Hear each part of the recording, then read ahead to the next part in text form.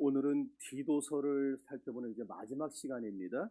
사도 바울은 여러분도 아시다시피 참 훌륭한 목회자죠. 그리고 위대한 학자고 또 소중한 하나님의 사람이었음에 분명합니다. 바울이 다메섹 도상에서 예수 그리스도를 만난 후에 완전히 변하여 새 사람이 됐습니다. 그 후로 하나님의 은혜로 복음을 전하는 일에 바울은 심혈을 기울여 살게 됩니다. 나중에는 어떤 얘기까지 듣냐 하면은 많은 학문이 너를 미치게 했다라는 말을 들을 정도로 복음 전파에 대한 바울의 열심과 열정은 참으로 대단했습니다. 중요한 것은 바울은 선교하고 교회를 설립하는 일에 참 많은 애를 썼지만 그것만으로 끝내지를 않았다는 겁니다. 무슨 얘기냐? 자기가 주님께 받은 이 복음의 횃불을 자기 때에서 끝내는 것이 아니라 다음 세대에 물려주기 위하여 자신의 믿음의 아들들을 세웠다는 겁니다. 그리고 그 믿음의 아들들에게 주님의 몸된 교회를 돌보는 일을 맡기고자 그들을 합당한 인물로 훈련을 시켰다는 데에 그의 중요성이 있는 것입니다. 그런 과정을 거쳐서 디모데전서, 디모데후서 그리고 디도서 이렇게 세 개의 목회 서신이 쓰여진 게 된 겁니다.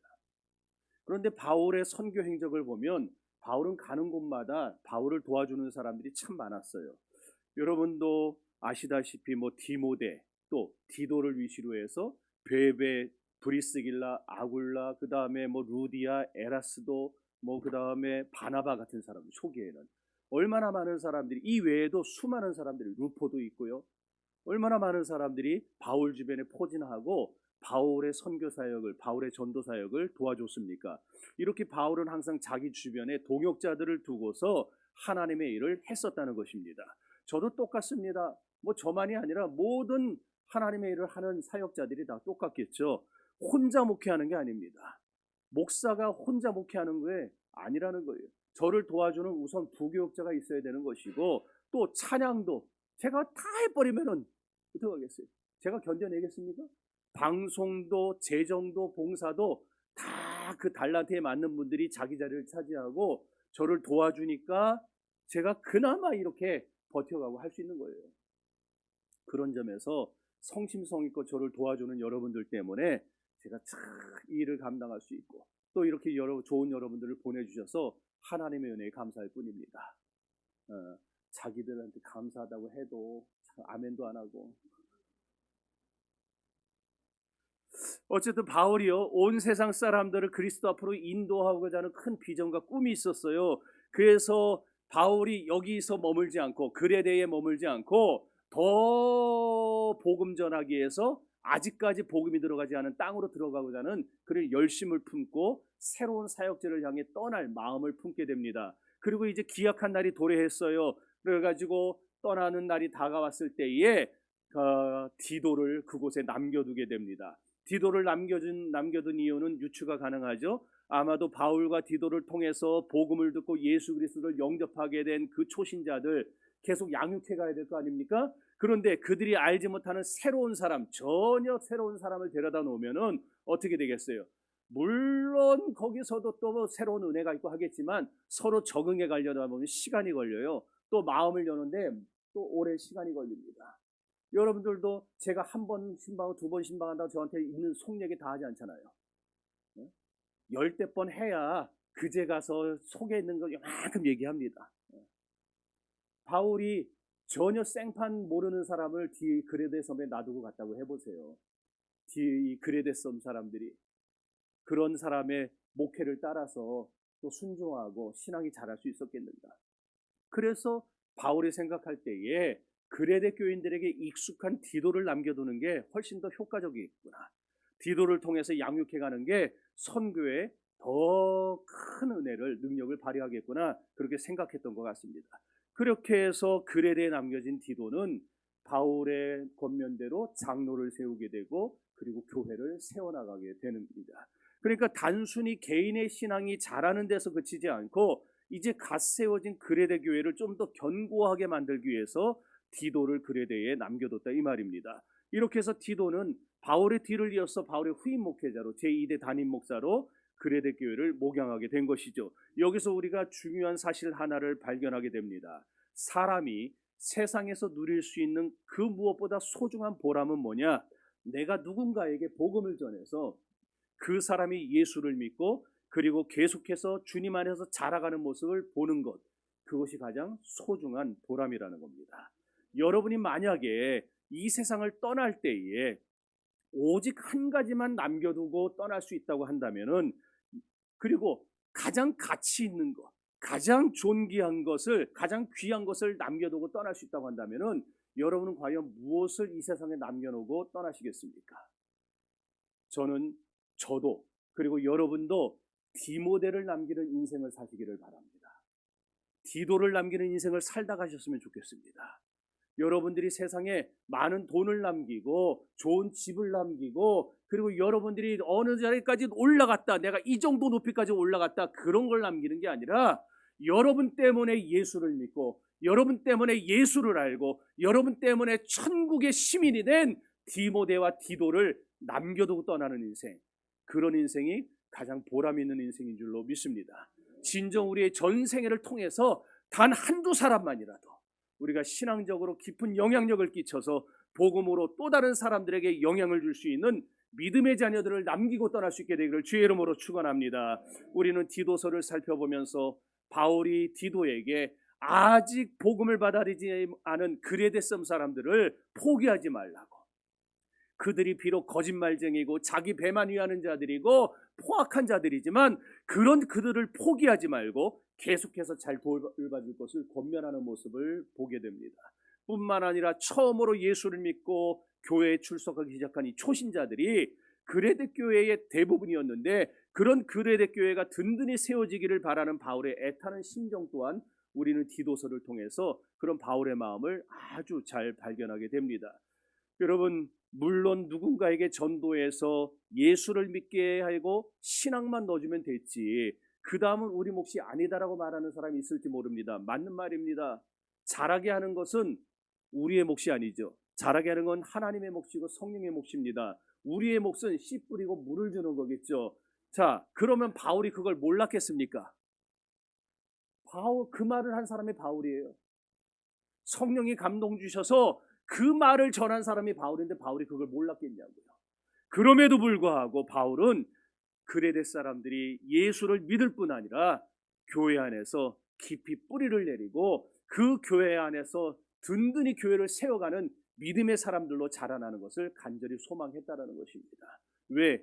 바울은 교회가 많은 문제를 안고 있음에도 불구하고 여전히 하나님이 기대하시는 세계복음화의 역할을 감당할 유일한 기관이라고 믿었기 때문입니다. 그러므로 오늘 여러분들도 우리 교회에서 우리 교회를 다니고 출석하는 걸로 만족할 것이 아니라 여러분의 신앙이 먼저 깊어지고, 그리고 깊어진 여러분의 신앙을 다음 세대에 물려줄 수 있어야 합니다. 그리하여 우리 교회가 오늘보다 내일이, 내일보다 내년이 더욱더 복음에 우리가 충실되게 쓰임받고 하나님의 영광을 드러내는 살아있는 교회로 인정받아야 할 것입니다. 여러분, 만약에 우리의 신앙이 나는 물론이고 교회 안의 사람이든 교회 밖의 사람이든 내 주변의 사람들에게 어떤 영향도 끼치지 못한다고 한다면은, 그저 나에게만 머물러 있다고 한다면은요, 그런 신앙생활은 아무 소용이 없는 생활입니다. 그러나 내가 예수를 만나고 그분을 알고 복음을 맛본 후에 내가 만난 예수를 다른 사람들에게 전하고 양육했는데 그 사람이 자라서 나를 능가하는 신앙의 사람이 되고 나를 뛰어넘어서 교회를 더욱더 충성스럽게 섬기는 사람이 된다면은, 그런 사람들이 세계 복음화를 위해서 놀랍도록 쓰임받는 모습을 보게 된다면은 그보다 더 큰 보람과 기쁨은 없는 것입니다. 우리 교회가 그런 교회가 되기를 바란다는 말입니다. 우리는 떠나도, 우리는 앞으로 한 사람 두 사람 이 자리를 비우더라도 여러분 때문에 예수를 알고 여러분 때문에 예수로 인해 구원받은 사람들이 이 교회에 가득하고 이 교회의 빈자리를 채울 수 있는 그런 교회가 되어야 합니다. 그런데 사도 바울이 떠나간 후에 바울의 기대와는 달리 그레데 교회가 위기에 직면하게 됩니다. 바울이 생각하고 기대했던 대로 교회가 자라나 주지를 못한 거예요. 이 소식이 멀리 떨어진 바울에게 들려옵니다. 그래서 바울이 너무나 안타깝죠. 그래서 교회의 안정을 바라는 그런 안타까운 심정으로 디도에게 편지를 쓰게 된 거예요. 그러면 그레데 교회에 어떤 위기가 닥쳤던 걸까? 여러분, 성도에게 신앙의 위기가 닥치는 것 같이 교회에도 신앙의 위기가 닥쳐온다는 사실을 아셔야 됩니다. 이 교회의 위기는 어려운 위기입니다. 힘든 위기입니다. 그러나 어떤 의미에서는 꼭 필요한 위기이기도 합니다. 그래서 위기가 없는 교회가 되기보다 위기가 있지만 그 위기를 믿음으로 극복하는 교회가 훨씬 좋은 교회입니다. 마치 인생의 겨울을 만나는 것 같이 한 교회가 순탄하게 하나님의 은혜를 체험하면서 영광스럽게 부흥하고 성장하는 그런 때가 있는가 하면은 반대 경우도 있다라는 거예요. 어느 순간에 갑자기 영적으로 어두워지는 위기를 만날 때가 있습니다. 그러나 이 위기를, 이 영적인 겨울을 잘 넘기면은 아름다운 꽃을 피우는 봄을 맞이할 수가 있는 것입니다. 그레데 교회의 위기는 교회 안에 논쟁이 시작됐다라는 겁니다. 그리고 이단이 그 논쟁을 통해서 침투했다는 사실입니다. 아니, 더 정확하게 말하면은 외부에서 이단이 침투한 게 아니에요. 교인 가운데서 이단이 일어났습니다. 사실 교회 밖에서 이단이 침투하는 걸 막는 것보다 교인의 신앙이 변질되어서 잘못된 복음을 퍼뜨리는 걸 막는 것이 훨씬 더 힘듭니다. 이렇게 교인이 변질되어 가지고 문제를 발생시키는 경우가 교회에 더 큰 해를 끼치기 때문이에요. 그러면 구체적으로 그레데 교회에 어떤 문제가 있었는가? 오늘 말씀 9절은 이렇게 얘기합니다. 9절 다 같이 읽습니다. 그러나 어리석은 변론과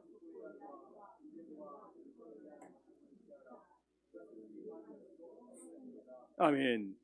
그레데 교회의 문제가 뭐냐? 어리석은 변론이 있었다라는 거예요. 여기서 변론이라는 말은 제테시스라는 말입니다. 무엇을 찾는다, 무엇을 추구한다라는 뜻이에요. 그런데 왜 어리석은 변론이라고 하는가? 무엇을 찾고 무엇을 추구하는 게 어리석은 건 아닌데 왜 굳이 그 앞에 어리석다란 말을 붙였느냐? 그레데 교인들이 분명한 하나님의 계시는 제쳐놓고 하나님의 계시에 근거하지 않고, 다시 말하면 하나님의 말씀에 근거하지 않은 채 진리를 추구했기 때문입니다. 그렇습니다. 말씀과 계시에 근거하지 않은 진리 추구는 어리석은 변론에 불과합니다. 우리 교회가 말씀에 근거해서 진리를 추구한다면 그거는 좋습니다.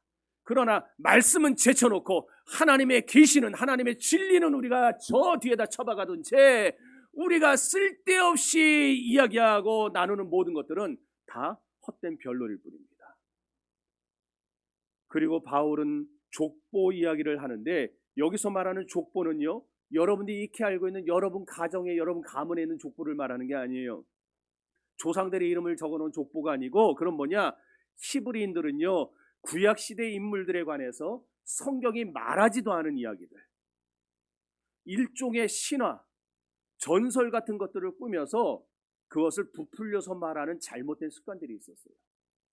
이런 것들을 모아 놓은 것이 게마라라고 하는 거예요. 율법을 신학적으로 해석한 게 미시나, 그리고 이런 장로들의 유전을 모아놓은 게 게마라, 이 둘을 합쳐서 여러분이 잘 아는 탈무드가 된 겁니다. 가령 히브리인들은요, 아브라함이나 이삭, 그리고 야곱과 요셉에 대해서 말할 때, 또 모세에 대해서 말할 때 성경에 없는 이야기들을 하는 거예요. 그리고 더 웃긴 거는 그렇게 자기들이 만들어낸 이야기 때문에 파당이 나눠졌다는 거예요. 파당이. 나는 아브라함에 속한 사람이야, 나는 모세에게 속했어, 이런 것들이 나중에 고린도 교회도 들어가게 되죠.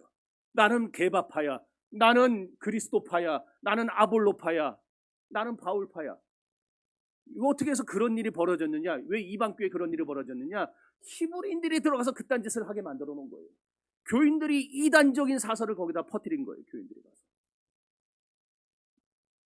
그래가지고 구약 성경에 나타난 인물들을 우상화시켜가지고 만들어낸 허무맹랑한 이야기를 가지고 자기들 나름대로 신앙적 전통을 정당화시키려고 노력을 했어요. 사실 이것은 진리를 추구하는 것하고 아무런 상관없는 얘기 아닙니까? 아브라함이 채천사가 소돔과 고모라를 멸하기 위해서 아브라함을 찾아왔을 때에 그들에게 송아지 고기를 대접했다고 했는데, 그 고기가 안심이냐 등심이냐 이게 중요한 겁니까?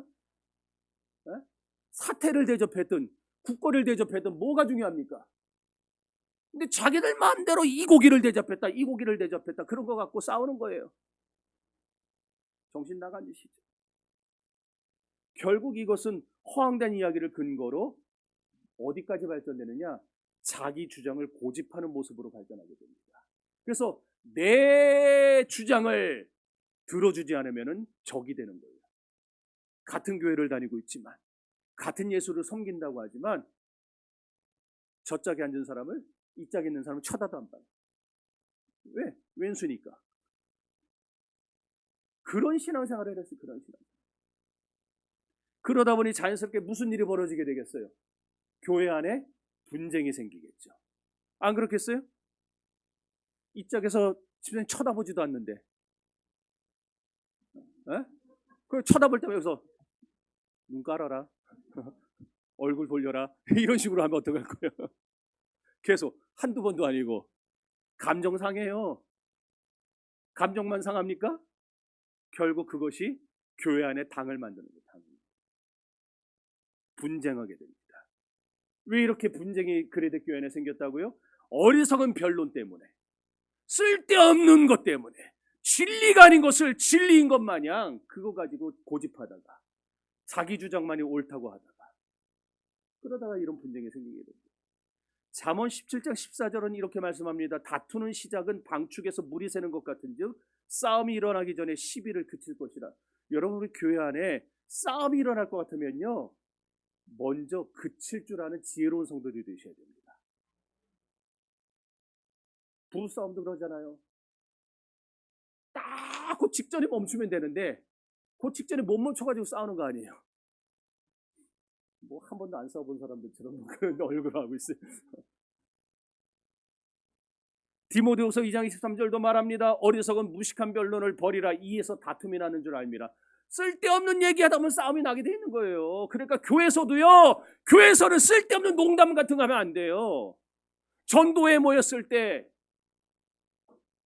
쓸데없는 얘기하지 마세요. 그 집 아들 뭐 어쨌다며? 그게 뭐 어쩌다고요?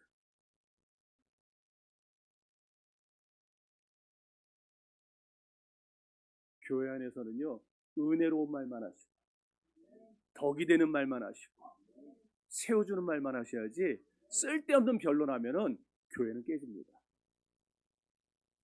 야고보서 4장 1절 또한 너희 중에 싸움이 어디로, 다툼이 어디로 쫓아나느냐, 너희 지체 중에서 싸우는 정욕으로 쫓아난 것이 아니냐고 말씀했어요.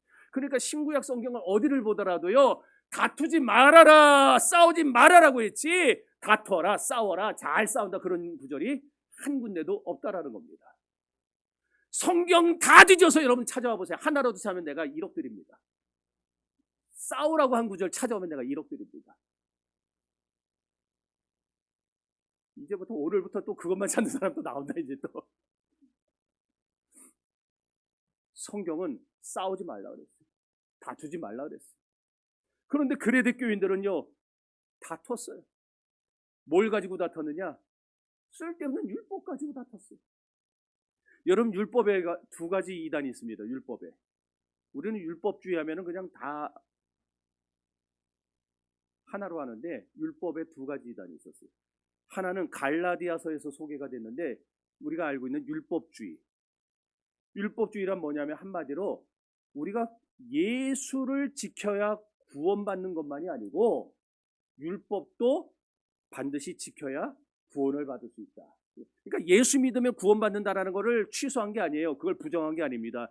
예수를 믿으면 구원받아. 그런데 조금 부족해. 완전하게 구원받으려면 율법도 지켜야 돼. 이 얘기입니다. 또 하나는 반율법주의라고 하는 이단이 있었어요. 이건 율법주의와 이름 그 자체가 벌써 반대죠. 반율법주의. 그러니까 율법을 지켜서 구원을 받는다는 것을 인정을 못해요. 여기까지는 좋습니다. 그런데 율법을 지켜서 구원받는 게 아니니까 무슨 말을 하게 되느냐? 율법이나 계명을 지키는 것은 아무 의미가 없어, 이렇게 됩니다. 그러니까 율법과 계명을 지키는 게 아무 의미도 없고 나랑 상관없으니까 어떻게 살게 됩니까? 아무렇게나 살게 되는 거예요. 아무렇게나.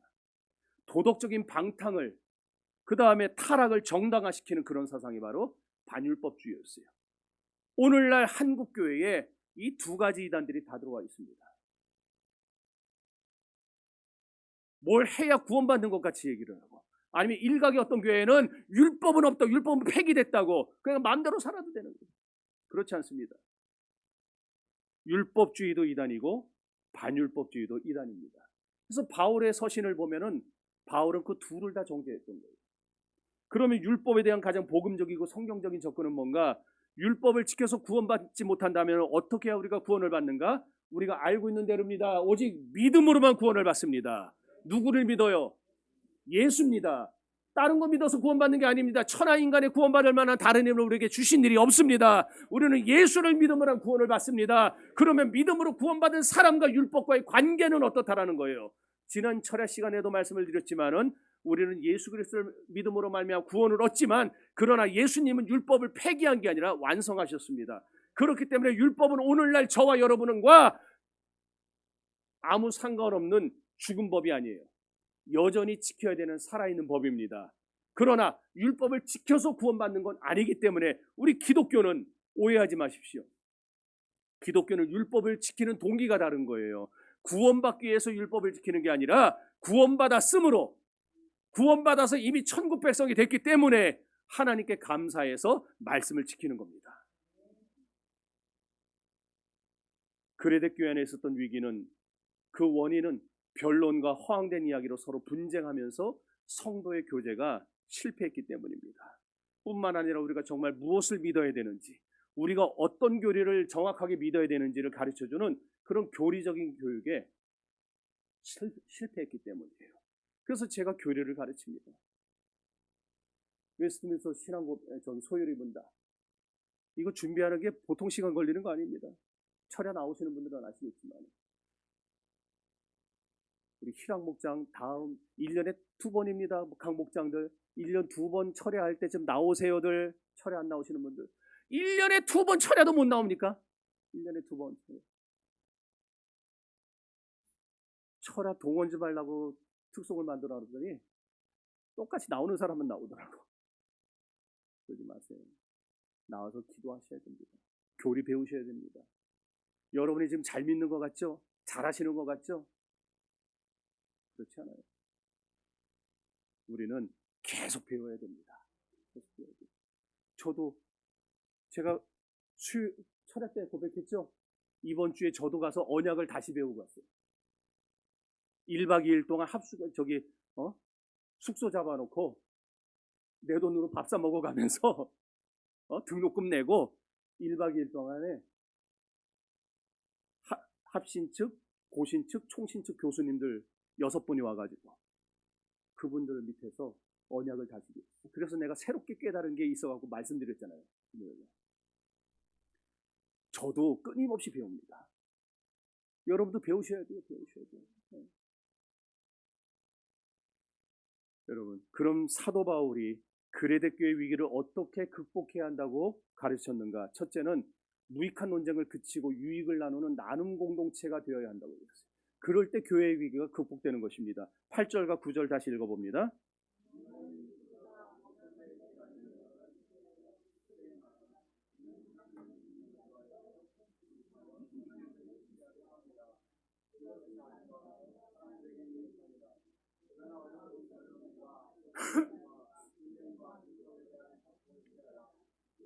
무익한 것이요 헛된 것이니라. 아멘. 여기 보면 서로 대조적인 단어가 나오죠. 8절 마지막에는 이것은 사람들에게 유익하니라 그랬고 9절에서는 이것은 무익한 것이요 그랬어요. 그러니까 굳이 무익한 것에 대해서 우리는 설명할 필요는 없습니다. 무익한 것에 매달려서 시간 끌고 설명하다 보면은요, 그 무익한 것이 우리 안에 들어와요. 그래서 교회가 분열이 생기고 교제가 깨지기 쉽습니다. 그래서 무익한 거는 볼 필요가 없어요. 우리가 교리도 그렇잖아요. 잘못된 교리를 제가 가르쳐드리지 않잖아요. 올바른 교리가 뭔지만 가르쳐드리잖아요. 그러면 여러분 스스로가 판단력이 생기는 겁니다. 잘못된 얘기가 들어왔을 때 이건 아닌데 분별하게 되는 거예요. 마찬가지입니다. 그러면은 과연 무엇이 유익하냐? 사도 바울이 말하고자 했던 유익한 것이 뭐냐? 바울이 정말 유익하다고 생각했던 게 뭐냐? 아까도 다시 말씀드렸지만은 사람을 구원받기 위해서 그가 새로워지게 하는 것, 그리고 그가 주님의 인격을 닮아가는 것, 지난주일날 했던 설교와 같이 하나님의 상속자, 하나님의 후사가 될 만한 자격을 갖출 수 있도록 해주는 것, 그게 바로 유익한 것입니다. 한마디로 성화의 삶을 말하는 겁니다. 그렇습니다. 그리스도인의 영적 성화야말로 그 무엇보다도 중요하다는 사실을 믿으시기를 바랍니다. 예를 들어서 성경 공부 참 중요하죠. 그러나 단순히 지식만을 얻기 위해서 성경 공부하는 것, 그것이 우리를 타락시킵니다. 성경을 많이 아는 사람들이 교회에 문제를 일으키고 그리고 교회에 시험을 가져오는 걸 너무나 쉽게 봅니다. 여러분, 우리에게 지식은 꼭 필요합니다. 그러나 그 지식이 어떤 지식이 되어야 되느냐? 하나님의 말씀을 우리의 머리로 이해하는 대로 끝나는 지식이 아니라 그 말씀을 내 삶 속에 적용해서 정말로 하나님이 기뻐하시는 삶이 뭔가, 하나님이 나에게 원하시는 게 뭔가, 내가 하나님의 기업을 받기에 합당한 후사가 될 수 있는 그런 길이 있는가, 나는 하나님이 기뻐하는 그런 사람이 될 수 있는가, 우리가 거기까지 나가고 나를 쳐서 복종시키며 날마다 십자가에 나의 정과 욕심을 못 박는 것, 성화의 삶으로 나가는 것, 그것이 우리에게 필요한 진짜 지식입니다. 이걸 알기 위해서 공부를 해야지, 그냥 단순히 성경을 많이 알기 위해서 하는 공부는요, 우리에게 소용이 없어요. 우리는 그리스도를 더 깊이 알게 하는, 내가 하나님 앞에 어떻게 서야 될 것인가를 알게 해주는 선한 일을 북돋는데 우리의 모든 초점을 맞춰야 할 것입니다. 그러므로 우리는, 그리고 우리 더함교회는 교회 내에서 유익을 만드는 데 힘써야 됩니다. 한 사람 한 사람, 성도 한 사람 한 사람, 기존의 성도들인 여러분들이나 앞으로 들어오게 되는 우리 초신자들이나 모두 한 사람 한 사람이 그리스도 안에서 거듭나고 새로워지고 그들의 삶이, 그들의 신앙이 그리스도가 원하는 분량에까지 자랄 수 있도록 날마다 그리스도와 점점 가까워지도록 만들어주는 것, 이것이 우리가 해야 될 유익한 일이라는 거예요. 이 유익이 우리 교회 안에 가득해질 때에 우리 교회는 분쟁을 이기고, 우리 교회는 그런 쓸데없는 싸움을 이기고 교회가 건강해지고 성장할 수 있게 되는 것입니다. 하지만 그레데교회 교인들은 근거 없는 이야기를 가지고 자기들의 생각을 고집하다가 성경적인 해석을 떠나서 왜곡된 가르침을 주장하다가 교회에 큰 분란을 가지고 오고 말았습니다. 자연스럽게 교회에 다툼이 생기기 시작했습니다. 그러면 이런 일이 그레데교회만 국한된 일일까요? 아닙니다. 오늘의 교회도 얼마든지 일어날 수 있는 일입니다. 그래서 초대교회의 위대한 교부였던 어거스틴은 일찍이 이런 말을 남겼습니다. 본질적인 것에 관해서는 언제나 일치를, 비본질적인 것에 관해서는 언제나 관용을.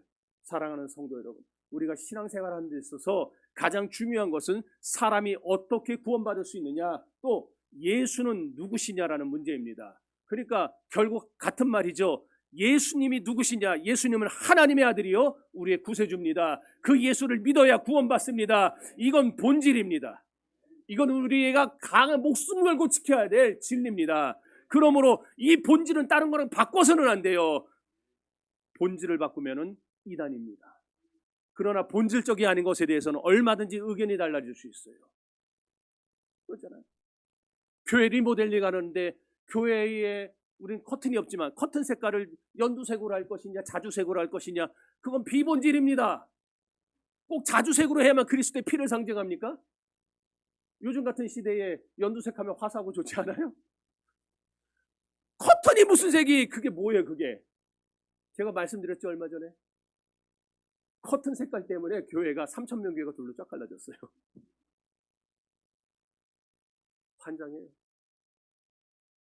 성령이 하나 되게 하신 걸 힘써 지키라 그랬는데 커튼 색깔 바꾸는 걸로 교회가 갈라졌어요. 비본질입니다. 내가 연두색을 좋아해도 자주색을 원하는 사람이 많으면 따라주고, 내가 자주색을 너무너무 사랑해도, 그래서 우리 집안은 다 자주색이라도 연두색을 원하는 사람들이 많으면 따라주는 거, 그게 성숙한 신앙이에요. 내가 싫다고 무조건 안 되고, 내가 안 된다고 무조건 너도 안 된다고 하는 거, 그거는 아직 자라지 못한 어린 신학이에요. 여러분, 그러기에 성경이 분명히 계시하지 않아서 해석의 차이가 있을 수 있는 것들, 침례가 맞냐 세례가 맞냐, 저는 세례가 맞다고 봅니다. 그러나 침례한다고 저는 그 사람들을 뭐라 하지 않아요. 저도 만약 우리 교회 앞에 깨끗한 강이 있으면 침례를 했겠죠. 침례든 세례든 그게 중요한 게 아니니까. 중요한 건 뭐예요? 내가 물로 성령으로 세례받고 거듭나는 게 중요한 거 아니겠습니까? 그래서 성경이 말하지 않는 비본질적인 것에 대해서는요, 우리가 용납해 줘야 됩니다. 품어주는 넓은 마음이 있어야 됩니다. 그러기에 감리교나 성결교를 우리가 타교파라 부르는 거예요. 믿는 교리는 좀 차이가 있지만 그러나 근본과 본질은 같기 때문에 타교파라 부르는 거예요. 그러나 신천지, 통일교, 천주교 사교파라고 안 부릅니다. 그거를 뭐라 부릅니까? 이단이요 사입이라고 부릅니다. 천주교 사입이라고 그랬다고 또 기분 나빠요? 나중에 따로 오세요. 그러면은 왜 사입인지 말씀드릴 테니까. 그러니까 자기 스스로에게 물어보세요. 자기 스스로에게. 나는 정말 구원받았는가? 나는 날마다 변하고 있는가? 나는 주님을 닮아가고 있는가? 나는 어떤 사람이 되어야 할 것인가? 나는 정말 하나님이 기뻐하는 것은 무엇인가? 이런 것들을 매일매일 여러분에게 물어보셔야 됩니다. 이런 것들이 중요한 거예요. 이런 것들이. 이것이 우리를 유익하게 하는 것입니다. 이렇게 우리에게 유익하게 하는 것들에 대해서 우리가 서로 관심을 가지고 그것에 힘쓰게 될 때 우리 교회는 그만큼 더 건강해지는 겁니다. 그러나 중요치 않은 것에 집중하고 의견이 갈라지면 결국 공동체 전체가 불행해지게 되어 있어요. 이와 같이 바울의 기대와 간절한 소원은 서로를 유익하게 만들기 위해서 서로의 마음을 나눌 수 있는 교회가 되는 데에 있었던 겁니다. 우리 교회가 그런 교회가 될 수 있기를 소망합니다. 두 번째로, 교회가 순결한 교리를 지킬 때 위기를 극복할 수 있습니다. 여기에 대해서 바울은 굉장히 단호하게 선언을 하죠. 오늘 본문 10절을 한번 여러분 보시기 바랍니다. 여기 안 나와요. 여러분 성경을 보세요. 10절에 이렇게 말합니다. 이단에 속한 사람을 한두 번 훈계한 후에 멀리하라. 여기 어디 이단과 토론하는 말이 나옵니까? 나와요? 지금까지 여러분 이단 만나가지고 어떻게든 그 사람을 설득해 보려고 했던 사람, 한 번이라도 있었던 사람 손 들어보세요. 손 들어보세요. 없습니까? 다행이네. 저는 해봤었어요. 청년 때. 막 은혜가 넘쳐가지고 막 속에서 불이 막 끓을 때에. 그럴 때 우리 집에 찾아온 여호와 증인을 붙잡아 앉혀놓고서 내가 가르치겠다고. 진짜 쓸데없는 짓 한 거예요. 왜? 가더니 그 다음날 지들 조장을 데려와요. 그래도 그 사람도 또 갔어요. 그랬더니 또 지역장을 데려와요. 그 다음날. 이것들은요 포기를 안 해요. 지들이 잘못된다는 거를 깨우쳐주고 가르쳐줘도요 이미 마귀에게 세뇌가 된 사람들은요 바뀌지를 않아요. 그러니까 바울이 뭐라 그러는 거예요? 이단들은 토론할 대상이 아니라 내가 옳다 네가 틀렸다 말할 대상이 아니냐, 그냥 뭐라는 거예요? 몇 번 꾸짖고 훈계하고 말 안 들어 쳐먹으면은 끊어버리라는 거예요. 끊어버려요. 그레데 교회의 경우에도 이단에게 영향을 받았는데 아까 얘기했죠. 밖에서 침투한 게 아니라 안에서 일어났다 그랬죠.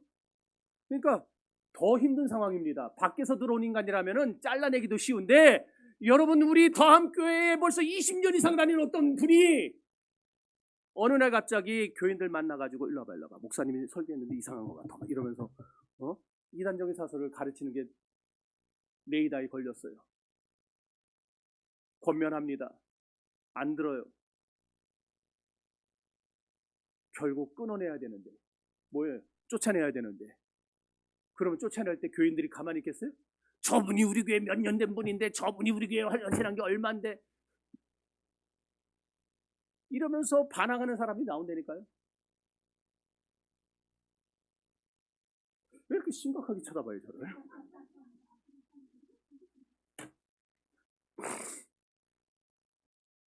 교회가 잘못된 교리에 잘못된 이단의 영향을 받아서 술렁거리기 시작할 때 그때 단호해야 됩니다. 교회가.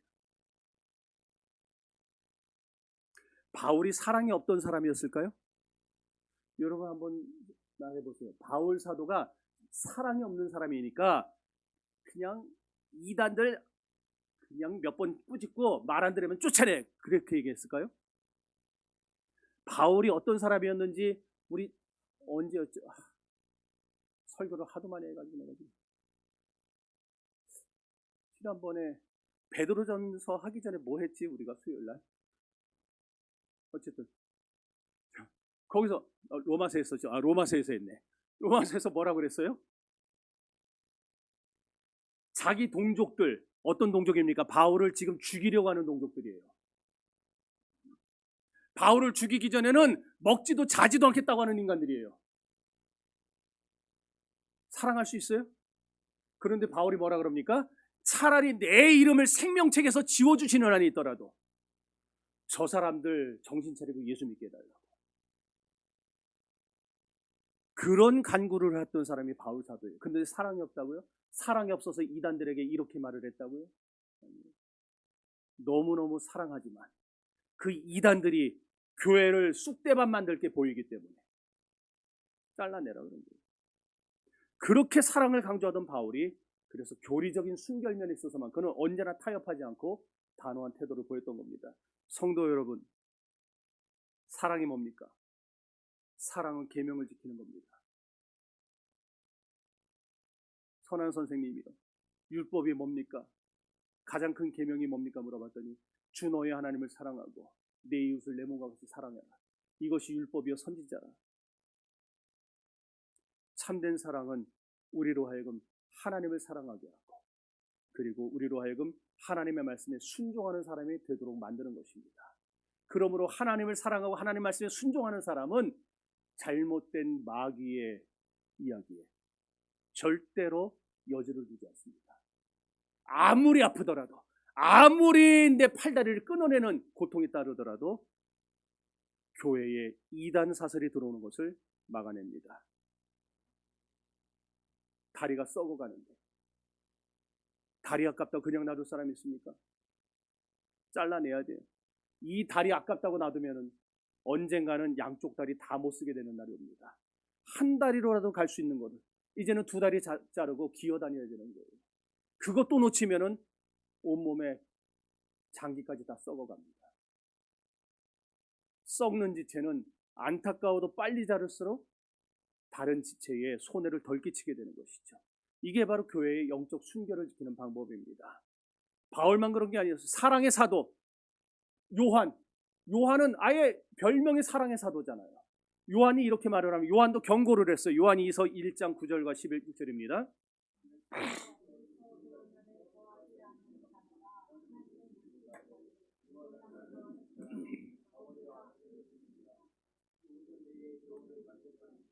너에게 나아가거든 그를 집에 들이지도 말고 인사도 말라.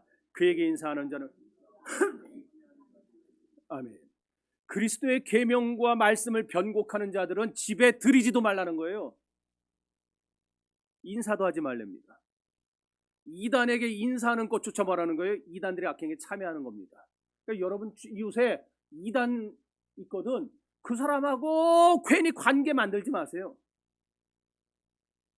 뭐 그렇게까지 내 얘기가 아니잖아요. 2000년 전 얘기를 주님 오실 때까지 1.1획도 변하지 않는 게 말씀입니다. 그리고 여러분 제 말로 듣지 마세요. 이처럼 교리적인 순결, 교회의 순결이라는 것은 대단히 중요합니다. 이단에 빠진 교인들을 대하는 태도는 딱 하나입니다. 그들을 교회에서 쫓아내는 겁니다. 잘못된 영향이 교회를 좀먹기 시작하면 얼마 못 가서 교회는 하나님이 쓰실 수 없는 지경에까지 이르게 되기 때문입니다. 11절을 계속해서 디도서 3장 11절 읽어봅시다. 이러한 사람은 내가 아는 바와 같이 부패하여서 스스로 정죄한 자로서 죄를 짓느니라. 아멘. 바울은 지금 무엇이 진리인가를 알면서도 진리를 거절하는 자들을 멀리하라고 교훈했습니다. 왜? 교회가 영향을 받으면 안 되니까. 신앙의 순결을 지켜야 되니까. 우리 교회도 신앙의 순결을 지킬 수 있게 되기를 바랍니다. 셋째로 서로가 서로를 격려하는 교회가 될 때에 교회는 위기를 극복할 수 있습니다.